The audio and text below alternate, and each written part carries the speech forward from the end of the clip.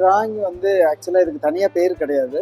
இது ஒரு way of approach. இந்த டிராயிங் வந்து இதுக்கு வந்து மீடியம் ஒன்லி பேப்பர் தான், பென்சில் பேனா எதுவும் தேவையில்லை. நம்ம 2 நகத்தை ப்ரெஸ் பண்ணி அதில் ஒரு க்ளோ ரிலீஃப் பண்ணி அது ஒரு ரிலீஃப் ஸ்கல்ப்சர் மாதிரியான ஒரு சின்ன இமேஜ் கொண்டு வர முடியும். இது ரொம்ப சிம்பிளான டெக்னிக்.